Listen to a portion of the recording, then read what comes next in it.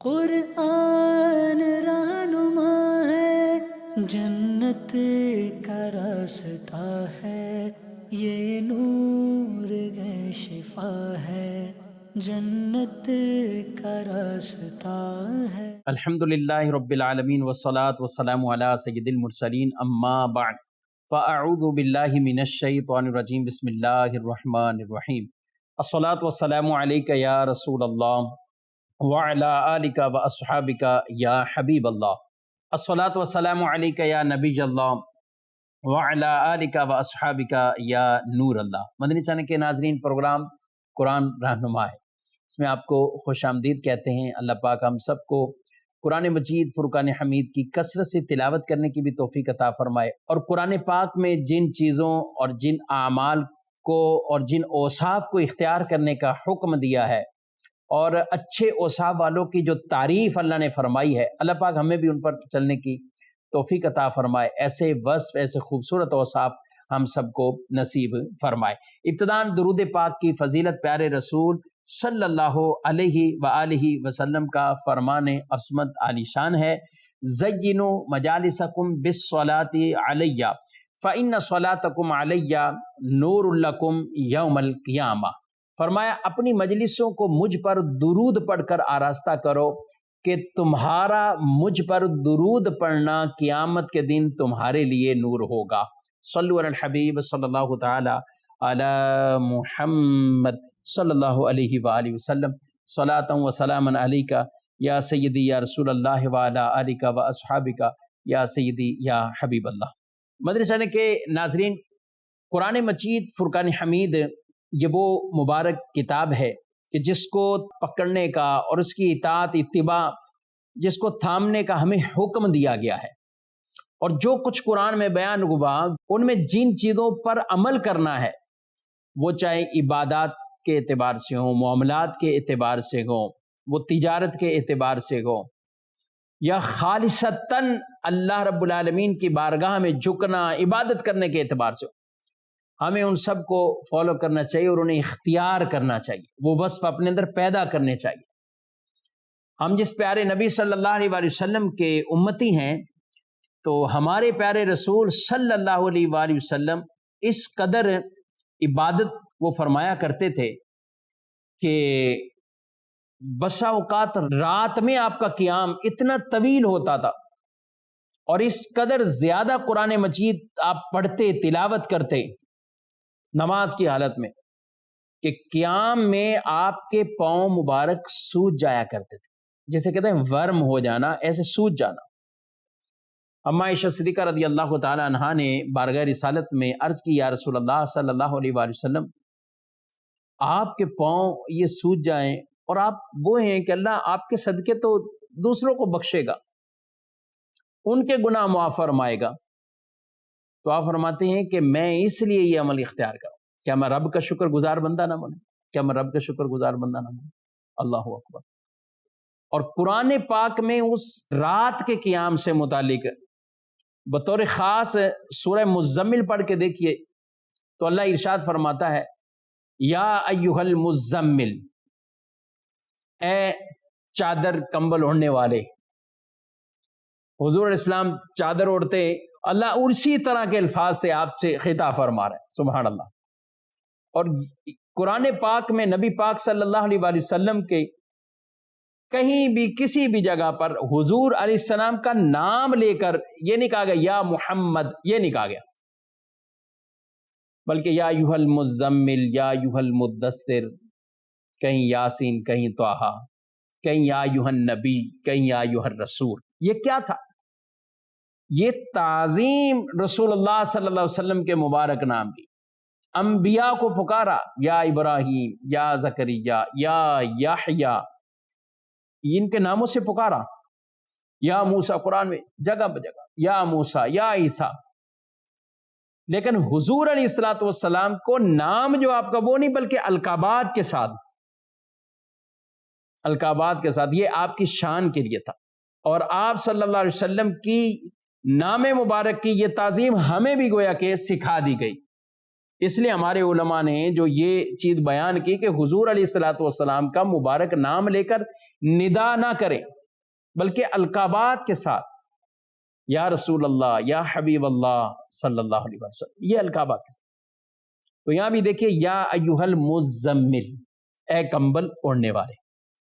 قم اللیل الا قلیلا، آپ قیام کریں، رات کو قیام کریں مگر تھوڑا،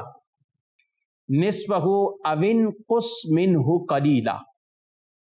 آدھی رات یا اس سے کچھ کم، یا اس سے کچھ کم، او زد علیہ، یا اس سے زیادہ کر لیں، ورتل القرآن ترتیلا، اور اس میں قرآن ٹھہر ٹھہر کر پڑھیں، قرآن اس میں ٹھہر ٹھہر کر پڑھیں، سبحان اللہ۔ اور اس کی وجہ کیا بیان فرمائے گی؟ آگے ارشاد فرمایا ان ناشئۃ اللیل ہی اشد وطئا واقوم قیلا، فرمایا بے شک رات کا قیام کرنا زیادہ موافقت کا سبب ہے اور بات خوب سیدھی نکلتی ہے، بات خوب سیدھی نکلتی ہے۔ تو قرآن پاک میں پیارے نبی صلی اللہ علیہ وآلہ وسلم کو جو اللہ نے حکم دیا وہ بھی رات کے قیام کا دیا کہ رات کو قیام کرو۔ آپ صلی اللہ علیہ وسلم طویل قیام بھی فرمایا کرتے تھے، کبھی کبھی رات کا اکثر حصہ اس میں گزرا، آدھا حصہ اس میں گزرتا، اور عام معمول آپ صلی اللہ علیہ وسلم رات آرام بھی فرماتے، قیام بھی فرماتے، آرام بھی فرماتے اور قیام بھی فرماتے۔ اور خود بھی فرمایا صلاۃ داؤد، سب سے بہترین داؤد علیہ السلام کی نماز۔ تو پوچھا گیا ان داؤد علیہ السلام کی نماز کیا؟ تو فرمایا کہ وہ رات کو ایسے تقسیم کرتے تھے کہ آدھی رات سوتے تھے اور 1/3 حصہ پھر عبادت کرتے، اور پھر رات کا 6واں حصہ پھر سو جاتے تھے۔ پہلے نصف رات آرام کرتے، 1/3 عبادت کرتے، اور سدس 6واں حصہ وہ سو جایا کرتے تھے، پھر آرام فرمایا کرتے تھے۔ یعنی یوں سمجھنا آسان ہے کہ اگر بالفرض رات کے 9 گھنٹے ہوں، 9 گھنٹے رات کا دورانیہ بنتا ہو تو 4.5 گھنٹے آرام، اس کے بعد 3 گھنٹے عبادت، اور پھر 1.5 گھنٹہ آپ کا آرام فرمانا، تو یہ نصف، ثلث اور سدس بنا۔ فرمایا بہترین نماز داؤد علیہ السلام کی نماز۔ تو رات کے قیام قرآن پاک میں ایک نہیں اور بھی کئی مقامات پر، ایک جگہ ارشاد فرمایا والذین یبیتون لربہم سجدا وقیاما، اور وہ جو اپنے رب کے لیے سجدے اور قیام کی حالت میں رات گزارتے ہیں، قیام کی حالت میں رات گزارتے ہیں۔ ان کے راتوں میں کبھی سجدے ہیں کبھی قیام ہے، یہ ان کی شان ایمان والوں کے بیان فرمائی گئی، ان کا یہ وصف بیان فرمایا گیا۔ اور ایک اور مقام پر ارشاد فرمایا تتجافى جنوبهم عن المضاجع يدعون ربهم خوفا وطمعا ومما رزقناهم ينفقون، فرمایا ان کی کروٹیں ان کی خوابگاہوں سے جدا رہتی ہیں، ان کی کروٹیں ان کی خوابگاہوں سے جدا رہتی ہیں، اور وہ ڈرتے اور امید کرتے اپنے رب کو پکارتے ہیں۔ یدعون ربهم خوفا وطمعا، امید بھی رب کی رحمت پر ہے، رب سے خوف بھی ہے، اور جس کے اندر جتنی اطاعت، فرما برداری، بزرگی کا یہ غلبہ ہوتا ہے، اسی طرح اس کے اندر خوف اور خشیت والی کیفیت بھی پیدا ہوتی ہے۔ تو یہاں اللہ نے ان کی اس شان کو بیان فرمایا، ان کی کروٹیں ان کے بستروں سے جدا ہو جاتی ہیں۔ تو اس رات کو قیام بھی کرنا، نیام سونا بھی، ٹھیک ہے، دونوں۔ اور یہ کوئی خاص رمضان نہیں، رمضان میں تو بہت سے مواقع ملتے ہیں ناظرین کرام، ہمیں رمضان میں بکثرت مواقع میسر، اور رمضان کے علاوہ بھی آدمی جیسے رات کو تہجد پڑھتا ہے یا صلاۃ اللیل پڑھتا ہے، بڑی مبارک نماز، افضل نماز فرض کے بعد فرمائے گی صلاۃ اللیل ہے۔ تہجد خود ایک مبارک نماز ہے، جب آدمی رات کو عشاء پڑھ کے سوتا ہے پھر اٹھتا ہے اور نماز تہجد ادا کرتا ہے، یعنی اس وقت جو نفل پڑھے جائیں گے وہ تہجد کے نفل کہلاتے ہیں۔ تو اللہ پاک فرماتا ہے کہ وہ جو جن کے بستروں سے ان کی کروٹیں جدا ہو جاتی ہیں اور وہ اللہ کو پکارتے ہیں، خوف بھی ہے، طمع بھی ہے، یعنی امید بھی ہے، تو فرمایا آگے کیا وصف ہے؟ اور ہمارے دیے ہوئے میں سے خیرات کرتے ہیں۔ یہ بھی ایک رہنما اصول قرآن پاک میں جہاں عبادت، نماز اور ان چیزوں کا تذکرہ، وہاں زکوٰۃ کا بھی ہے، خرچ کرنے کا بھی ہے۔ سورہ بقرہ پہلے شروع پارے میں بھی ہم دیکھیں، ذالک الکتاب لا ریب فیہ ھدی للمتقین، کہا گیا یہ وہ ذیشان کتاب ہے جس میں کوئی شک نہیں ہے اور متقین کے لیے ہدایت ہے۔ الذین یؤمنون بالغیب وَيُقِيمُونَ الصَّلَاةَ وَمِمَّا رَزَقْنَاهُمْ يُنْفِقُونَ، وہ جو غیب پر ایمان رکھتے اور نماز قائم کرتے اور ہمارے دیے ہوئے میں سے خرچ کرتے، یہ وصف ہے متقین کا۔ اور وہ متقین جن کے لیے فرمایا قرآن ان کے لیے ہدایت ہے، ایمان بالغیب اور نماز کا قیام اور اللہ کی راہ میں خرچ کرنا۔ کہ بعض اگر یہ کہے کہ صرف نماز پڑھیں اور خرچ نہ اس وصف کی طرف نہ آئے، ایسا نہیں، یہ دونوں بڑے خوبصورت وصف ہیں اور یہ ساتھ ساتھ ہے، نماز زکوٰۃ ہے، نماز زکوٰۃ ہے، اور اللہ فرماتا ہے ہمارے دیے ہوئے میں سے، جہاں اس طرح فرمایا ہمارے دیے ہوئے، ہم نے ہی دیا ہے نا، تو رب تعالیٰ نے عطا فرمایا تو اللہ کی راہ میں خرچ بھی کریں، قیام بھی ہو، رات کو نیام بھی ہو، یعنی سوئیں بھی اور قیام بھی کریں، لیکن ساتھ ساتھ طعام بھی ہو، چاہے لوگوں کو کھانا کھلائیں، چاہے جسی طرح بھی لوگوں کو خرچ بھی ان پہ کریں، تو یہ تینوں خوبصورت گویا کہ اوصاف بن جائیں گے۔ نیام سونا اس لیے کہ عبادت پر قوت ملے گی، یہ خود ایک ثواب کا کام بن جائے گا ان اچھی نیتوں کے ساتھ۔ سحری کرتے ہیں تو رسول اللہ صلی اللہ علیہ وسلم نے اسے کیا فرمایا؟ سحری کرو، اس سے تمہیں روزے پر قوت ملے گی، اور دوپہر میں کچھ سو جاؤ، قیلولہ کرو، آرام کرو، اس سے رات میں قیام پر قوت ملے گی۔ دن بھر محنت مشقت کوئی کرتا ہے، دن بھر کام کاج کرتا ہے، کچھ دیر بھی اسے اگر نہیں ملتے سونے کو تو پھر رات میں اس کی وہ کیفیت نہیں ہوتی۔ تراویح لوگ پڑھتے ہیں، سب جانتے ہیں، لیکن اگر کچھ آرام ہے تو اسی طرح عبادت میں بھی اسے قوت ملے گی۔ تو یہ کام، کھانا، سونا، عبادت پر قوت کے لیے اپنے فریش ہو کر خوش دلی کے ساتھ، محبت کے ساتھ وہ کام جو دین کا کام کر رہے ہیں اور نماز پڑھ رہے ہیں، پڑھا رہے ہیں، واعظ کر رہے ہیں، یہ سب تو جب نیند کے معاملات بھی ساتھ ہوں گے تو پھر یہ دینی کام بھی اچھے انداز سے ہوں۔ تو فرمایا سحری کرو، روزہ سے ہی پورا ہو جائے گا، یعنی قوت مل جائے گی، اور تم دوپہر میں سو جاؤ کچھ دیر، قیلولہ کرو، رات کو قیام میں تمہیں مدد ملے گی، قیام میں مدد ملے گی۔ آگے اللہ پاک نے ایک اور جگہ پرہیزگاروں کے بارے میں اور ان میں رات کے قیام کے حوالے سے فرمایا، ان المتقین فی جنات وعیون آخذین ما آتاہم ربہم انہم کانوا قبل ذالک محسنین۔ فرمایا بے شک پرہیزگار لوگ باغوں اور چشموں میں ہوں گے، یہ جنت کی نعمتیں اپنے رب کی عطائیں لیتے ہوئے، بے شک اس سے پہلے نیکیاں کرنے والے تھے، یعنی اس سے پہلے تو وہ نیک اعمال ہی کر رہے تھے، اور پھر کیا ان کے نیک اعمال ہیں؟ کانوا قلیلا من اللیل ما یہجعون وبالاسحار ہم یستغفرون۔ سبحان اللہ، فرمایا وہ رات میں کم سویا کرتے تھے اور رات کے آخری پہروں میں بخشش مانگا کرتے تھے، رات کے آخری پہروں میں بخشش مانگا کرتے تھے۔ اور یہ وہ رمضان ہے کہ جس میں تو ہر رات اللہ پاک کی طرف سے ندا ہوتی ہے کہ ہے کوئی اچھائی مانگنے والا، ہے کوئی گناہوں سے بخشش طلب کرنے والا، یعنی ہر رات میں گویا کہ اسے بلایا جاتا ہے اور یہ آواز اسے دی جاتی ہے، ایک ندا آتی ہے، تو آدمی کو تو اٹھ کھڑا ہونا چاہیے، ہاں اللہ کے حضور کے ہم مغفرت کے طالب ہیں، ہم بخشش کے طالب ہیں، ہم عافیت چاہتے ہیں، ہم سلامتی چاہتے ہیں، ہم مرضوں سے شفا چاہتے ہیں، ہم رزق حلال کے طلبگار ہیں، نیک صالح اولاد کے متمنی ہیں کہ جن کو اللہ پاک نے اولادیں دی ان اولادوں کے نیک ہونے کی دعائیں کریں، جو بے اولاد ہیں وہ رب کی بارگاہ میں دعائیں کریں، اللہ عافیت سلامتی والی نیک اولاد نصیب فرمائے۔ تو یہ وہ وقت ہے کہ جو مانگنے کا وقت ہے، رب کی طرف سے ندا ہے کہ مانگو، کیا مانگتے ہو؟ تو آگے ہماری طرف سے بھی اس طرح کی التجائیں اور دعائیں وہ دراز ہونی چاہیے۔ اور وہ اللہ کے حضور پیش ہونی چاہیے۔ مدرسان کے ناظرین، یہاں علماء کرام نے تفسیر میں بہت سی اس کی توجیہات فرمائی گئی کہ یہ رات میں کیوں قیام کا کہا گیا ہے۔ دن میں کئی طرح کے کام کاج، کمائی بھی ہے، کوئی آنے والا بھی آتا ہے، کوئی مہمان بھی ہے، کہیں نوکری ہے تو کہیں بزنس ہے،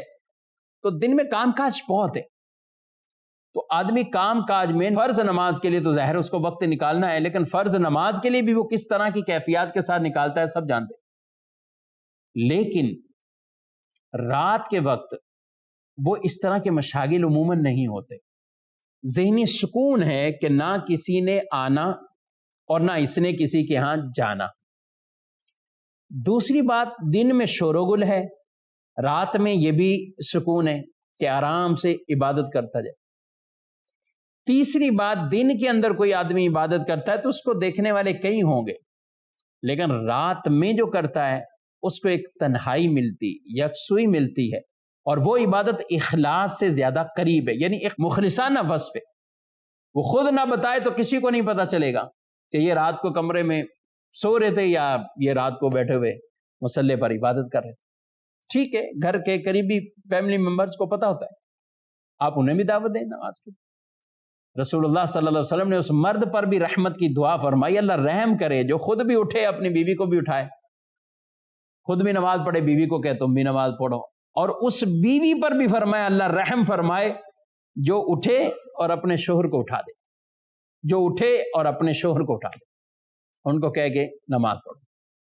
ہم اگر دیکھیں نبی کریم علیہ السلام، صحابہ کرام علیہ مردوان، ان کے ہم واقعات پڑھیں، ایسی خوبصورت سیرت مبارکہ، عبادت اور رات کے قیام کے حوالے سے میں عرض کر رہا ہوں۔ رسول اللہ صلی اللہ علیہ وسلم ایک مرتبہ کہیں سفر میں تھے، تو آپ صلی اللہ علیہ وسلم نے تمام لوگوں صحابہ سے کہا کہ آرام کر لو، اور دو ایسے افراد ہوں کہ جو پہرہ داری کریں، نگہبانی کریں، ایک انصار میں سے اور ایک مہاجرین میں سے۔ یہ انہوں نے ذمہ داری قبول کر لی کہ ہم قبول کرتے ہیں، اور نبی پاک علیہ السلام اصحاب کے ساتھ آرام فرمائے، صحابہ بھی۔ اب ہوا یہ کہ یہ دونوں بیٹھے ہیں، تو انہوں نے آپس میں کہا کہ یوں کر لیتے ہیں کہ آدھی رات ایک پہرہ دیتا ہے، دوسرا آرام کر لے، سو جائے، اور یوں بھی کر لیتے ہیں کہ پھر وہ آرام کر لے گا اور یہ پہرہ دیں گے۔ اب وہ ایک نے کہا ٹھیک ہے، اور مہاجر صحابی جو تھے تو انہوں نے کہا کہ میں آرام کر لیتا ہوں، وہ آرام کرنے لگے۔ اب یہ انصاری صحابی یہ بیٹھے ہوئے، لیکن پھر سوچا بیٹھے بیٹھے اب کیا کرنا ہے، تو کیوں نہ میں قیام کی حالت میں رہوں کھڑا ہو کر، اور یوں ایک نظر بھی آئیں گے پہرے داری کے طور پہ، تو نماز بھی پڑھتے ہیں، اس میں قرات بھی طویل کریں گے، تو انہوں نے نماز شروع کر دی۔ دشمنوں میں سے کسی ظالم نے دیکھا تو اس نے کہا کہ شاید یہ ایک آدمی ہے کوئی ادھر، اس نے تیر چلا دیا۔ اب انہیں تیر لگا اور سیدھا جا کے جسم میں پیوست ہو گیا، لیکن وہ قرآن کے ایسے محب تھے اور عاشق قرآن تھے، وہ خاموش نہیں ہوئے، پڑھتے جا وہ پڑھتے جا رہے ہیں۔ ایک اور تیر لگا اور لگا، یہاں تک کہ زیادہ زخمی ہو گئے۔ انہوں نے نماز کو مختصر کیا اور ختم کی اور اپنے ساتھی کو جگا دیا۔ جب وہ بھی اٹھے تو دشمن جو تھے وہ پہچان کے کہ یہ ایک نہیں ہے، یہ تو زیادہ ہیں، اٹھ رہے ہیں ابھی، تو وہ بھاگ گئے۔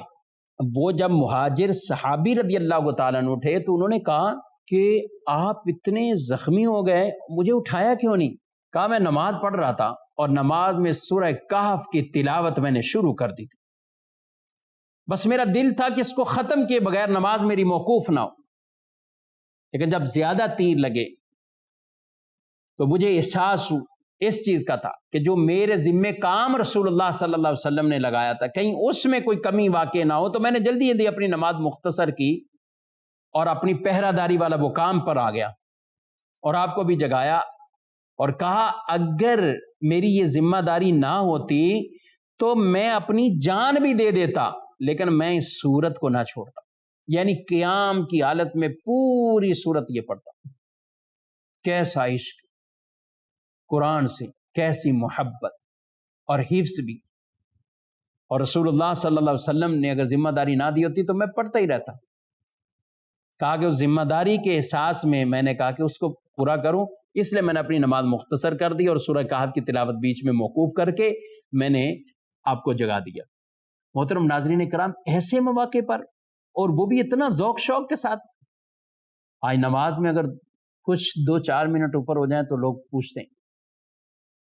تراویح میں ہر جگہ کے حالات آپ لوگ بہتر جانتے ہیں جو مسجدوں میں نماز کے لیے جاتے ہیں، ایک مطالبہ ہوتا ہے لوگوں کی طرف سے، ریکوائرمنٹ ہے کہ بھئی بس اتنے منٹ میں ختم کر دیں۔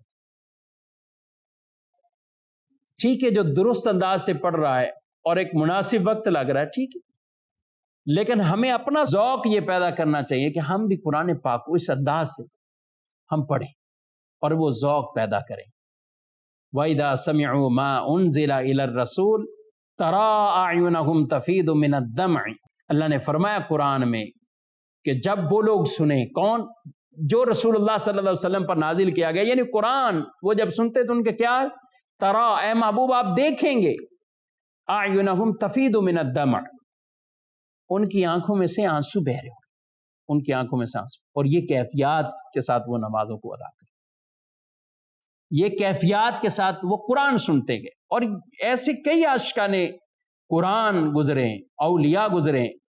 رو رو کا قرآن پڑھتے جانا پڑھتے جانا۔ امام اعظم رضی اللہ تعالیٰ عنہ ہر رات، رمضان کی ہر رات میں ایک ختم قرآن فرماتے،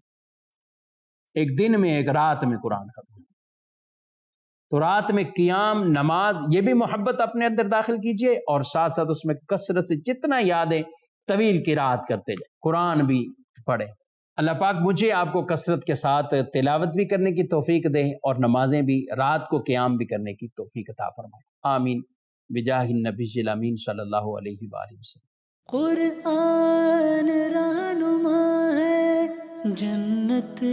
کا راستہ ہے، یہ نور ہے، شفا ہے، جنت کا راستہ ہے۔